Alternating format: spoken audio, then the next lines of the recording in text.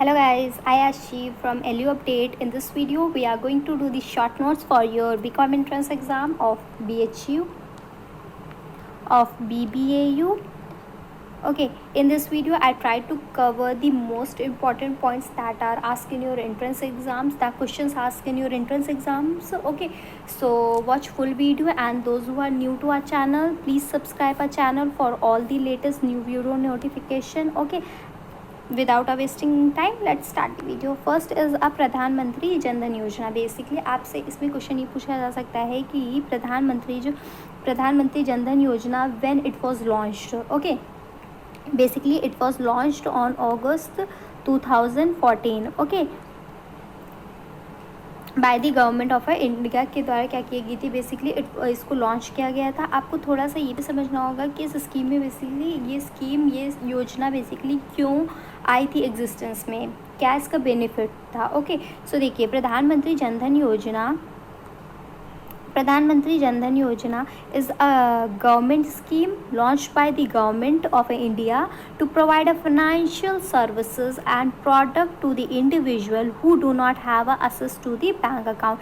Basically ये जो योजना थी, बेसिकली ये गवर्नमेंट ऑफ इंडिया के द्वारा क्या की गई थी, लॉन्च की गई थी. इसमें बेसिकली आपके क्या है, जो कस्टमर हैं, आपके जो इंडिविजुअल हैं, आपके कंज्यूमर जो हैं, कस्टमर हैं, उनको बेसिकली आप क्या करते थे, में क्या करेंगे, फाइनेंशियल सर्विसेज प्रोवाइड करेंगे टू ईच इंडिविजुअल को, सो दैट जो भी इंडिविजुअल हैं उनका, जिनका बेसिकली बैंक अकाउंट नहीं है आप बैंक्स में, तो उनको क्या करेंगे, फाइनेंशियल सर्विसेज प्रोवाइड करेंगे, कुछ बेनिफिट्स देंगे कि हर एक इंडिविजुअल क्या हो कि वो बैंक अकाउंट अपना क्या करें कि ओपन करवाएं अपना. ओके, सो इसमें बेसिकली क्या बेनिफिट था इस स्कीम का. देखिए, बेसिकली इस स्कीम का बेसिकली बेनिफिट ये था कि no minimum balance is to be maintained. इसमें ये कहा गया था कि कोई भी मिनिमम बैलेंस, अगर आप एक इंडिविजुअल अपना बैंक अकाउंट ओपन कराता है तो उसमें कोई भी उसको मिनिमम बैलेंस नहीं रखना होगा. ओके, सेकंड, आपको ये फैसिलिटी प्रोवाइड की गई कि ओवरड्राफ्ट फैसिलिटीज़, इसमें ओवरड्राफ्ट फैसिलिटीज़ प्रोवाइड की गई है. अप टू दी 5,000 रुपीज़ तक की ओवरड्राफ्ट फैसिलिटी हर एक इंडिविजुअल को मिल सकती है.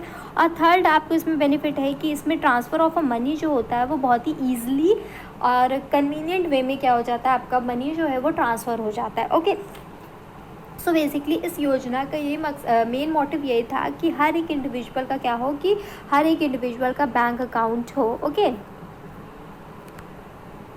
सो इसमें आपको बेनिफिट प्रोवाइड किए गए थे. ओके, और आपको मैंने ये बता दिया है कि when it was launch on August 2014. Basically यही क्वेश्चन आता है कि when it was launched. Okay, so ये याद रखिएगा आप. Then there is a next question is Pradhanmantri Sukanya योजना. बेसिकली आपके जो प्रधानमंत्री सुकन्या समृद्धि योजना, बेसिकली ये भी क्या है कि it was introduce by the prime minister के ने बेसिकली इसको इंट्रोड्यूस किया था. Okay, it was a scheme, it was a yojana for the girls. Okay, and ये आपसे क्वेश्चन पूछा जाए when it was launched. Okay, it was came into the existence in 20 January 2015. Okay, so आपको ये date याद रखनी है कि व्हेन द प्रधानमंत्री सुकन्या समृद्धि योजना was launched, was implemented. It was implemented on 22 जनवरी 2015 में क्या किया गया था, इसको इम्प्लीमेंट किया गया था बाय द प्राइम मिनिस्टर के उससे. ओके, एंड आपसे ये क्या है, बेसिकली ये एक ऐसी स्कीम है, it is a part of a Beti Bachao and Beti Padhao campaign जो आपका स्टार्ट हुआ था 2015 में ही. बेसिकली आपका बेटी बचाओ बेटी पढ़ाओ कैंपेन स्टार्ट हुआ था. उसी में बेसिकली क्या था कि ये उसी कैंपेन का एक पार्ट था ये स्कीम, कि ये क्या करे, हर एक जो आपके गर्ल्स हैं, गर्ल्स चाइल्ड हैं, उनको बेसिकली बेनिफिट प्रोवाइड करे कि उनके अकाउंट्स ओपन करवाए. बेसिकली इसमें जो आपका रेट ऑफ इंटरेस्ट भी आपको याद रखना है कि बेसिकली इसमें जो रेट ऑफ इंटरेस्ट आपकी जो गवर्नमेंट देती है वो बेसिकली आपका क्या होता है, वो क्वार्टरली बेसिस पे आपका रेट ऑफ इंटरेस्ट होता है. और क्वार्टरली बेसिस के बाद क्या होता है, वो चेंज हुआ करता है. आप सिर्फ 4 मंथ के लिए रेट ऑफ इंटरेस्ट होता है, आफ्टर 4 मंथ ये क्या होता रहता है, चेंज हुआ करता है. ओके, सो जो बेसिकली आपका रेट ऑफ इंटरेस्ट है वो बेसिकली 4.6% है, और फ्रॉम दी जुलाई अप्रैल से लेकर अगस्त से लेकर जुलाई तक का जो भी आपका रेट ऑफ इंटरेस्ट है वो बेसिकली 4.56% है। ओके, इसमें बेसिकली आपका क्या है कि मिनिमम जो भी आप डिपॉजिट इसमें कर सकते हैं वो बेसिकली आपका ₹250 है, और जो मैक्सिमम आप इसमें डिपॉजिट कर सकते हैं वो 1.5 लाख तक आप क्या कर सकते हैं, इस स्कीम के अंदर क्या कर सकते हैं, आप डिपॉजिट कर सकते हैं। ओके, सो आपको बेसिकली इसमें यही है, आपको फर्स्ट पॉइंट तो यही याद रखना है, when it is launch. Okay, 22 जनवरी 2015 में। Okay, then there is a next scheme is a Mudra scheme. Basically मुद्रा स्कीम भी बहुत इंपॉर्टेंट है। बेसिकली इसमें पहला तो ये क्वेश्चन इससे बन जाता है कि what is the full form of Mudra. Okay, M stand for micro, U stand for unit, D for stand for the development, R stand for the refinance and A for stand for the agency। Okay, मुद्रा का full form है आपका micro unit development refinance agency. Okay, first ये आपसे पूछा जाता है। Second ये होता है कि व्हेन इट वाज इम्प्लीमेंटेड और establish, when this schemes came launched। Okay, basically this scheme was launched on 8 April 2015। Okay, ये भी क्या थी आपकी 2015 में ही लॉन्च हुई थी। आपकी सुकन्या समृद्धि योजना भी 2015 की, और आपकी जो मुद्रा स्कीम है वो भी क्या है 2015 की है। बस ये क्या है, ये 8 अप्रैल की लॉन्च है। ओके, सो अब इस स्कीम में बेसिकली क्या मतलब मोटिव था इस स्कीम को लाने का, क्या इसमें बेनिफिट्स प्रोवाइड किए जा रहे हैं। बेसिकली देखिए, मुद्रा स्कीम जो है बेसिकली आपकी ये बेसिकली आपको लोन प्रोवाइड करती है। आप जितने भी इंडिविजुअल हैं, कस्टमर हैं, उनको लोन प्रोवाइड करती है थ्रू दी वेरियस इंस्टीट्यूशन इसमें इन्वॉल्व हैं, जो हर कस्टमर को मतलब बेसिकली लोन प्रोवाइड करते हैं। लोन जो भी है प्रोवाइड किया जाता है वो अप टू 10 लाख तक प्रोवाइड किया जाता है। ये भी बेसिकली याद रखिएगा, ये भी क्वेश्चन आ जाता है कि मुद्रा स्कीम में जो लोन प्रोवाइड होता है वो अप टू विच लिमिट तक प्रोवाइड होता है। इट वाज अब 10 लाख तक बेसिकली इसमें लोन प्रोवाइड किया जाता है टू दी स्मॉल और दी माइक्रो एंटरप्रेन्योर्स को क्या कहता है, इंटरप्राइजेस को क्या किया जाता है, लोन प्रोवाइड किया जाता है। ओके, इसमें बेसिकली लोन क्या किया जाता है, जो आपको दिया जाता है वो बेसिकली आपकी 3 कैटेगरीज इसमें बना दी गई है। ओके, तो देखिए इसमें 3 कैटेगरीज में बेसिकली आपको लोन प्रोवाइड किया जाता है। एक होती है शिशु, दूसरी होती है Kishor, and third one is a Tarun. Okay, so basically जो है कि आपकी शिशु जो कैटेगरी की शिशु अवस्था में जो होंगे, शिशु कैटेगरीज के जो भी इंडिविजुअल होंगे उनको बेसिकली 50,000 तक का लोन क्या करती है मुद्रा स्कीम के अंदर क्या मिलता है, लोन आपको प्रोवाइड किया जाता है। जो किशोरी मतलब आफ्टर 18 ईयर्स की जो एज होती है उसमें बेसिकली क्या होता है, आपको 50,000 से लेकर अप टू 5 लाख तक का लोन प्रोवाइड किया जाता है। Okay, and in the Tarun stage में बेसिकली आपकी तरुण उसमें क्या होता है कि बेसिकली आपके 5 लाख से लेकर अप टू 10 लाख तक का बेसिकली क्या करती है, बैंक्स आपको लोन प्रोवाइड करती है अंडर दी मुद्रा स्कीम के अंडर। ओके, सो ये चीज़ बेसिकली मैं आपको इसलिए बता रही हूँ क्योंकि इससे बेसिकली क्वेश्चन आ जाता है कि आपसे पूछ लिया जाएगा कि शिशु कैटेगरी में कितना लोन प्रोवाइड करती है अंडर दी मुद्रा स्कीम, तो आपको याद रखना है 50,000 का। ओके, किशोरी में 50,000 से लेकर 5 लाख तक का, और तरुण में 5 लाख से लेकर अप टू 10 लाख तक, और जो आपकी मैक्सिमम लिमिट है up to which the banks provide loan जो है वो 10 लाख रुपीज़ है। Okay, and then there is a next point आपको ये है कि it was launched in 8 April 2015 को लॉन्च हुई थी। ओके, सो आप ये बेसिकली ये 3 ऐसे स्कीम्स थी जो बेसिकली इंपॉर्टेंट है, जो आपके एंट्रेंस एग्जाम में बेसिकली इससे क्वेश्चन बन सकते हैं। Okay, so I try to cover all the important points in this video. Okay, then there is a next is a GST. Basically आपके जीएसटी से भी बहुत सारे क्वेश्चन आ सकते हैं। जीएसटी भी बहुत इंपॉर्टेंट टॉपिक है। सो आपको मैं जो इंपॉर्टेंट है वो मैं इस वीडियो में एक्सप्लेन करने की कोशिश करूँगी। ओके, फर्स्ट तो यही होता है कि जीएसटी का फुल फॉर्म क्या है। Basically GST stands for, GST का फुल फॉर्म है goods services tax. Okay, so GST stands for goods and services tax. Okay, आपको ये पता है कि जीएसटी जो है वो बेसिकली इनडायरेक्ट टैक्स है। Okay, it was a indirect tax. Okay, आपको पता है कि जीएसटी आने से पहले, जीएसटी लॉन्च होने से पहले ओके बहुत से इनडायरेक्ट टैक्सेस थे। ओके, सो इसमें क्या हुआ था कि जीएसटी ने क्या किया, उसको रिप्लेस कर दिया है। ओके, सारे जितने भी आपके इनडायरेक्ट टैक्सेस थे उसको रिप्लेस करके सिर्फ एक टैक्स आ गया है। हम लोग इसको बेसिकली वन टैक्स भी बोलते हैं। Okay, one nation one tax. Okay, so इसमें बेसिकली क्या किया गया है, जितने भी इनडायरेक्ट टैक्सेस ड्यू होते थे वो क्या कर दिए गए हैं, हटा के एक टैक्स को ला दिया गया है, जीएसटी को, जिसको हम लोग जीएसटी बोलते हैं। ओके, सो देखिए इसमें बेसिकली आपके क्या हुआ है कि बहुत से टैक्सेस जो इनडायरेक्ट टैक्सेस थे उसको क्या कर दिया गया है, रिप्लेस कर दिया गया, सब मर्ज्ड हो गए हैं। ओके, सो देखिए कुछ सेंट्रल टैक्सेस थे, कुछ स्टेट टैक्सेस थे, इन सबको क्या कर दिया गया है, रिप्लेस कर दिया गया है बाय दी जीएसटी को। तो देखिए पहले सेंट्रल टैक्सेस कौन कौन से थे आपके, बेसिकली सेंट्रल एक्सरसाइज ड्यूटी थी, ड्यूटी ऑफ एक्सरसाइज थी, एडिशनल कुछ ड्यूटी आपके एडिशनल कुछ ड्यूटीज़ ऑफ एक्सरसाइज के लगते थे, और कुछ सर्विस टैक्सेस भी थे। ओके, सो ये बेसिकली क्या थे कि जो आपके सेंट्रल लेवल पे क्या बेसिकली ये सारे टैक्सेस लगते थे, ये क्या, और कुछ स्टेट लेवल के भी थे, जैसे वैट हो गया आपका। ओके, आपका सेंट्रल स्टेट टैक्सेस जो भी होते थे वो आपके लग्जरी गुड्स पे भी आपके क्या करते थे, टैक्सेस लगते थे। आपके टैक्सेस ऑन दी परचेजेस, जो भी आपका एडवर्टीजमेंट होता था उस पर टैक्सेस लगते थे, जो भी आप परचेज करते थे गुड्स सर्विसेज को उस पर भी टैक्सेस लगता था। तो क्या था पहले, इनडायरेक्ट टैक्सेस क्या थे, डिफरेंट डिफरेंट इनडायरेक्ट टैक्सेस, हर एक कमोडिटी पे, हर एक प्रोडक्ट पे डिफरेंट डिफरेंट टैक्सेस लगते थे। ओके, सो इन सारे टैक्सेस को बेसिकली हटा के एक टैक्स को लॉन्च किया गया है, वो क्या कहते हैं, GST. Okay, then there is a next question. Next question क्या होता है, बेसिकली इसका आपको याद रखना होगा कि when GST was launched, it was launch on 1 जुलाई 2017 में बेसिकली जीएसटी को लॉन्च किया गया था। ओके, एंड ये है कि किस आर्टिकल में ऑफ द इंडियन कॉन्स्टिट्यूशन, किस आर्टिकल में बेसिकली जीएसटी को डिफाइन किया गया है, 366 सबसेक्शन 12A में बेसिकली क्या किया गया है, जीएसटी को एक्सप्लेन किया गया ऑफ इंडियन कॉन्स्टिट्यूशन के आर्टिकल 366 12A में जीएसटी को डिफाइन किया गया। Okay, goods and services taxes को डिफाइन किया गया है। ओके, अब बेसिकली आपसे ये भी होता है कि बेसिकली जीएसटी में देखिए आपके दो बेसिस पे बेते क्या होता है, ये टैक्स दो बेसिस पे आपके लीवर होता है। एक होता है आपका प्रोडक्शन बेस्ड, एक होता है आपका प्रोडक्शन बेस्ड टैक्स, एक होता है आपका डेस्टिनेशन बेस्ड टैक्स। ओके, सो देखिए प्रोडक्शन बेस्ड टैक्स क्या होते हैं, जहाँ पे आपके गुड्स एंड सर्विसेज मैन्युफैक्चर हो रहे हैं, प्रोड्यूस हो रहे हैं, वहाँ पे जो टैक्स लगता है उसको हम लोग क्या बोलते हैं, प्रोडक्शन बेस्ड टैक्स बोलते हैं। और डेस्टिनेशन बेस्ड टैक्स क्या होते हैं, जहाँ पे बेसिकली आपको जो गुड्स एंड सर्विसेज उसका फाइनल कंजम्पशन जिस भी स्टेट में होगा, जहाँ पे भी होगा, जिस प्लेस पे भी होगा, उसको हम लोग डेस्टिनेशन बेस्ड बोलते हैं। ओके, सो ये क्वेश्चन होता है कि बेसिकली जीएसटी क्या है, बेसिकली जीएसटी जो है वो आपका डेस्टिनेशन बेस्ड टैक्स होता है। ओके, जहाँ पे आपको फाइनल कंजम्पशन होगा वहीं पे क्या होगा, वो टैक्स लगेगा। ओके, जीएसटी लगेगा। ओके, सो ये याद रखिएगा, GST is a destination based tax होता है।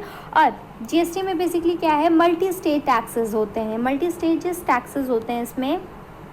जैसे प्रोड्यूसर ने प्रोड्यूस किया, उसके बाद होलसेलर को दिया, होलसेलर ने रिटेलर को दिया, रिटेलर ने फाइनल कंज्यूमर को दिया। ओके, सो ये बेसिकली क्या है, हर एक स्टेज पे जीएसटी क्या होगा कि ल्यू होगा, लगेगा। ओके, प्रोड्यूसर से होलसेलर पे जीएसटी लगेगा, जीएसटी का जो भी टैक्स लगेगा, फिर होलसेलर से रिटेलर पे, रिटेलर टू जो कंज्यूमर फाइनल कंज्यूमर को मिलेगा उस पर भी लगेगा। सो बेसिकली आपका जीएसटी जो है वो मल्टी स्टेज टैक्सेस हैं। ओके, इसमें मल्टी स्टेजेस हैं। ओके, देन एक और पॉइंट होता है कि जीएसटी जो है बेसिकली आपका डुअल मॉडल बेस्ड कंसेप्ट है। ओके,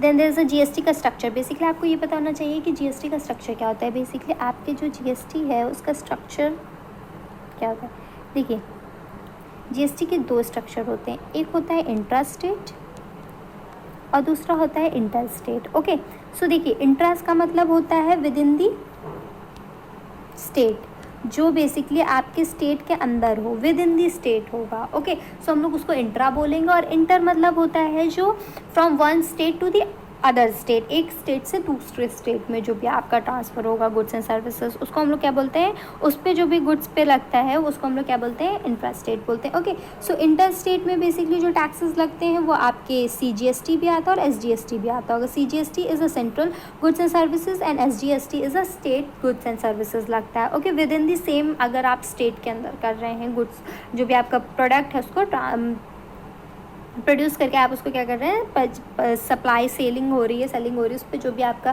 ट्रांसफ़र होगा उस पर जो भी आपका लगेगा जीएसटी, वो क्या होगा, सेंट्रल और स्टेट लगेगा। ओके, और अगर आप इंटर स्टेट है, अगर आप इंटर स्टेट कर रहे हैं, मतलब इंटर स्टेट मतलब वन स्टेट से दूसरे स्टेट में अगर आप कर रहे हैं तो उस पर क्या लगता है आपका IGST लगता है, integrated goods and services tax लगता है। ओके, सो आपको ये दो चीज़ें याद रखा होगा कि इंटर स्टेट क्या होता है, इंटर स्टेट क्या होता है। इंटर स्टेट में कौन कौन से टैक्सेस आते हैं, CGST और SGST, और इंटर स्टेट में IGST लगता है। Okay, then there is basically आपके क्या है, कुछ नॉन GST गुड्स हैं जिस पे बेसिकली आपका GST क्या है कि नहीं लगता है। कुछ ऐसे गुड्स हैं, पहला तो यही हो गया कि अल्कोहलिक जितने भी आपके अल्कोहलिक लिकर्स होंगे उस पे क्या होगा, बेसिकली आपका GST नहीं लगता है। ओके, अल्कोहलिक लिकर्स जो होंगे, लेकिन अगर alcoholic liquors for a consumer, for a human consumption के लिए होगा तो उस पर बेसिकली GST क्या होता है, नहीं लगता है। ओके, और सेकेंड आपके जो नॉन GST गुड्स हैं वो हैं आपके 6 नेचुरल गैसेस, कुछ 6 नेचुरल गैसेस हैं जिस पे आपका GST क्या करता है, नहीं लगता है। जैसे क्रूड हो गया, पेट्रोल हो गया, फ्यूल हो गया, मोटर स्पिरिट हो गया और एविएशन फ्यूल, जितने भी आपके ये 5 जो फ्यूल नेचुरल गैसेस हैं इस पे बेसिकली क्या होता है कि GST नहीं लगता है। ओके,